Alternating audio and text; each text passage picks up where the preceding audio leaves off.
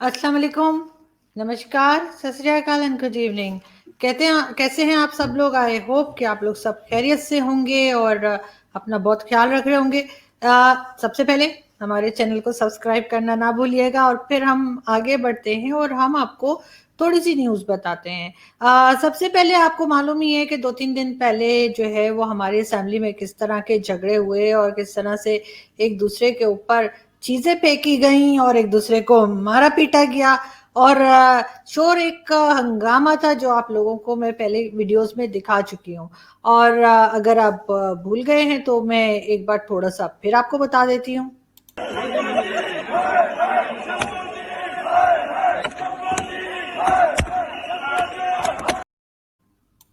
जी, ये और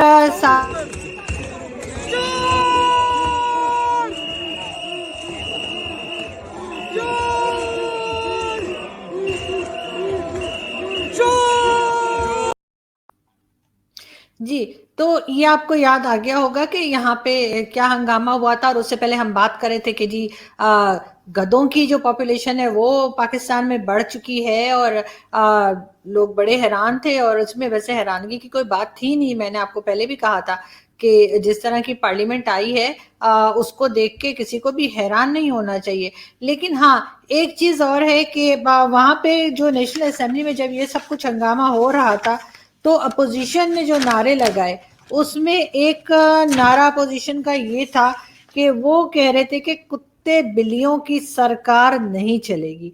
उन्होंने कई बार कहा जी कुत्ते बिल्लियों की सरकार नहीं चलेगी, बार बार अपोजिशन बेंचेस से ये बात की जा रही थी। तो ये जिन साहब की मैं आपको तस्वीर दिखा रही हूँ, इनका नाम है जी अली अमीन गंडासपुर।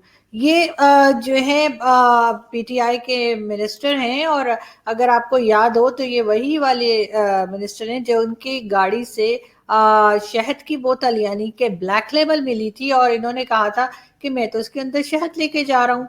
तो बिल्कुल जब अपोजिशन ने नारे लगाए कि जी ये कुत्ते बिल्लियों की सरकार नहीं चलेगी तो इन्होंने कहा कि जी बिल्कुल चलेगी, जरूर चलेगी और कोई नहीं रोक सकता। और ये चीज इन्होंने सुना ही नहीं मेरे ख्याल से कि वो क्या कह रहे हैं और ये बस यही कहते रहे बिल्कुल चलेगी, जरूर चलेगी, कोई नहीं रोक सकता। यानी वो कुत्ते बिल्लियों की सरकार नहीं चलेगी बोल रहे थे और ये साथ साथ जो इमरान खान साहब के मिनिस्टर हैं वो कह रहे थे कि चलेगी। तो इसका मतलब है कि इनको भी ऐसे ही लगता है कि ये कुत्ते बिल्लियों की सरकार चल रही है या कुछ और है। लेकिन खैर अगर हम बात करें इन लोगों की जहालत की और इन लोगों की एजुकेशन में कमी की या घर की तरबियत की, क्योंकि इस दफा तो बार आपने देखा कि चाहे अपोजिशन हो चाहे गवर्नमेंट हो एक ही जैसा बिहेवियर था सबका और सब एक ही तरह की अजीब व गरीब हरकतें कर रहे थे। तो मैं आपको ये बता दूं जी कि बांग्लादेश ने अपना जो बजट पेश किया गया उनके यहाँ, उन्होंने एजुकेशन के लिए 15.1% जो है फंड्स रखे हैं और उन्होंने डिफेंस के लिए जो है वो सिर्फ 6.1% बजट रखा है यानी फंड रखा है उसमें। तो सोचने वाली बात ये है कि इसका मतलब है कि बांग्लादेश तो हमसे वैसे भी हर चीज में आगे चला ही गया है, चाहे वो एजुकेशन हो चाहे वो इकोनॉमी हो चाहे उनका रहना सहना, हर चीज में किसी चीज का नाम लें, बांग्लादेश ने ना सिर्फ पाकिस्तान को बल्कि भारत को भी पीछे छोड़ दिया है। लेकिन क्या ही अच्छा हो गया कि बांग्लादेश बन गया। अब हम लोग, हमारी जनरेशन, हमारे लोग, अब हम इस चीज को अप्रिशिएट कर रहे हैं कि बांग्लादेश बन गया, अच्छा ही हो गया। वरना वो बेचारे भी यहीं पे खज्जल ख्वार हो रहे होते और सारा का सारा फंड डिफेंस में डाल रहे होते और खुदा जाने किसने हमला करना है पाकिस्तान पे अभी तक तो ये डिसाइड हुआ नहीं है। भारत को कोई इंटरेस्ट नहीं है। चाइना के साथ जो है हमारे वैसे ही अच्छे टर्म्स है क्योंकि सी पैक में हम उसे खा रहे हैं वो हमें खा रहा है। तो वो एक तरह का ये नौटंकी तो चल ही रही है। लेकिन फिर भी पाकिस्तान का जो है वो हर बार जो है वो बजट बहुत ज्यादा होता है डिफेंस का और अगर देखा जाए तो बांग्लादेश ने कुछ भी नहीं रखा। यानी एजुकेशन बजट बहुत कम है पाकिस्तान का और बांग्लादेश का कहीं ज्यादा है। इसीलिए तो हम कहते हैं कि ये बंगालीज जो है इतने आगे हमसे बढ़ चुके हैं और हम इनसे कुछ भी सीखने के लिए तैयार नहीं है।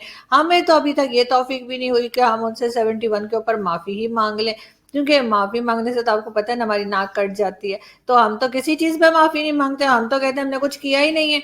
لوگ ہمیں کتنی زیادہ بلیم کرتے ہیں، کتنی زیادہ لیگیشنز پاکستان پہ صبح شام لگتی رہتی ہیں، لیکن ہم کہتے ہیں نہیں جی یہ تو یہودیوں کی سازش ہے، اور یہ تو انڈیا کی سازش ہے، اور یہ تو کافروں کی سازش ہے، کر کے ہم اپنی کہانی آگے بڑھاتے رہتے ہیں، اور ہم کبھی بھی نہیں مانتے کہ کچھ ہم نے بھی غلط کیا ہے، اور کسی چیز پہ ہمیں بھی شرمندہ ہونا چاہیے اور ہمیں بھی معافی مانگنی چاہیے، تاکہ کم سے کم ہم نہیں تو ہمارے بعد آنے والی جنریشن جو ہیں وہ تو سر اٹھا کے چل سکیں۔ ہمارے سر تو جھکے ہوئے ہیں شرمندگی سے، لیکن مانتے تو ہم نہیں ہیں نا، ہم تو کہتے ہیں ہم نے تو کچھ نہیں کہا، تو بھارت کی سازش تھی۔ لیکن اگر اب ہم بنگلہ دیش کو دیکھیں تو بنگلہ دیش آپ دیکھیے کہ کہاں سے کہاں پہنچ گیا، 71 سے لے کر ابھی 2021 میں اگر ہم بنگلہ دیش کو دیکھیں تو اس نے ہر فیلڈ میں جو ہے وہ ترقی کی ہے، اور ہر جگہ پہ وہ ہمیں آگے آگے ہی نظر آتا ہے، اور اس کی ایک بہت بڑی ریزن یہ ہے کہ انہوں نے اپنا ڈیفنس بجٹ بہت کنٹرول میں رکھا ہوا ہے۔ ڈیفنس بجٹ کو انہوں نے ایجوکیشن بجٹ سے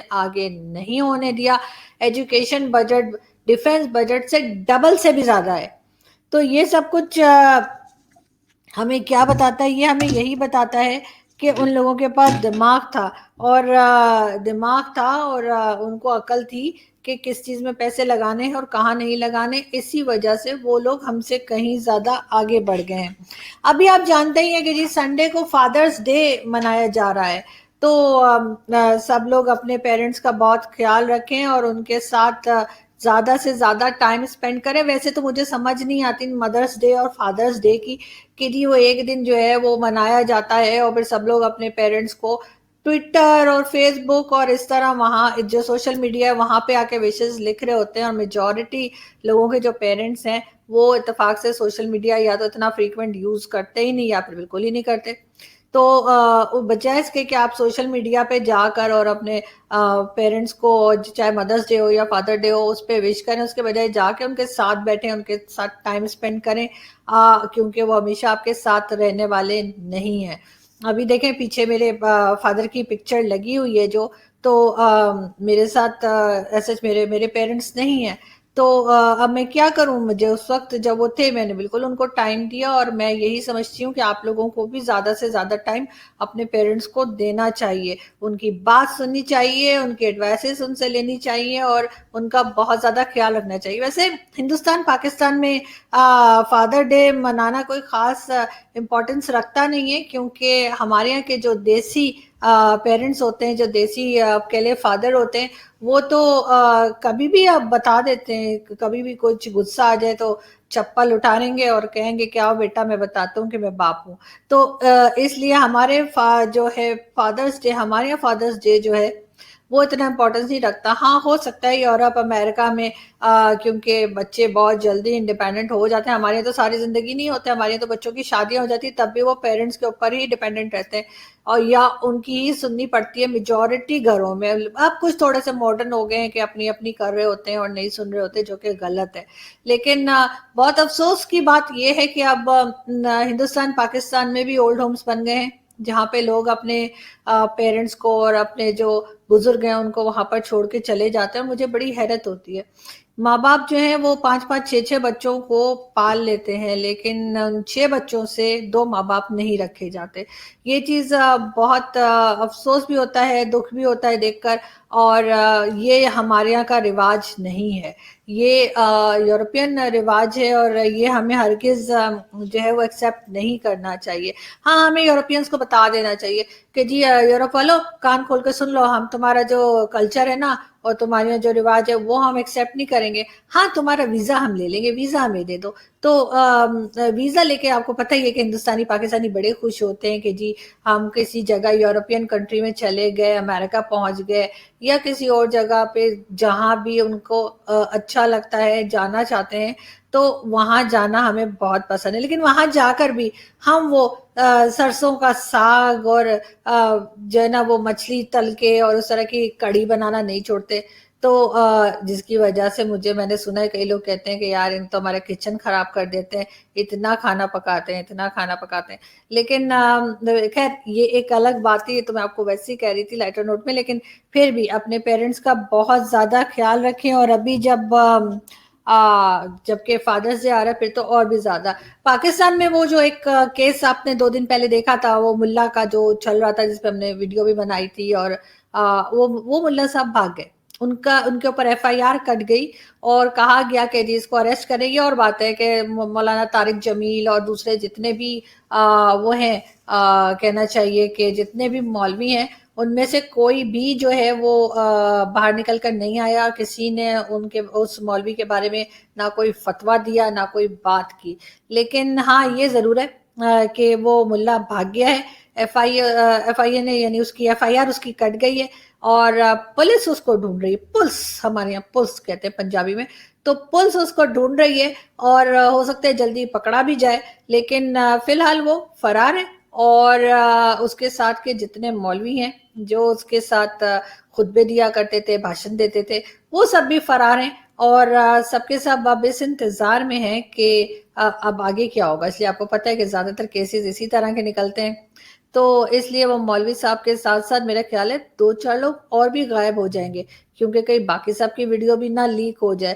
لیکن یہ ضرور ہے کہ جس وقت کوئی ملا جو ہے وہ اپنے خطبے میں، جمعے کے خطبے میں یا مسجد میں کسی وقت، جس وقت یہ ڈرامے کرتے ہیں اور رو رو کے کہہ رہے ہوتے ہیں کہ یا اللہ ہم بڑے گناہ گار ہیں، تو ان کی بات پہ بالکل یقین کر لیجئے، کیونکہ یہی لوگ ہیں جو اصل میں گناہ گار ہیں. عام آدمی تو ایسا نہیں کرتا جیسے یہ سو کالڈ ریلیجیس اسکالرز کرتے ہیں. تو بالکل اپنا بہت خیال رکھیے گا. آپ سے ملاقات ہوگی نیکسٹ ویڈیو میں. اور اپنے بچوں کو بھی بتائیے. ایک تو سب سے پہلے مدرسے بند ہو، لیکن مدرسے بند ہونے کے ساتھ ساتھ جو بچے اسکول جاتے ہیں، کالج جاتے ہیں، ان کو بھی بتائیے کہ اپنی سیفٹی کے لیے وہ کیا کر سکتے ہیں، اور اپنے پیرنٹس کے ساتھ ان کا بہت ہی فرینڈلی بیہیویئر ہونا چاہیے، تاکہ بچے ہر بات آپ سے شیئر کر سکیں. اپنا بہت سارا خیال رکھیے گا. Thank you.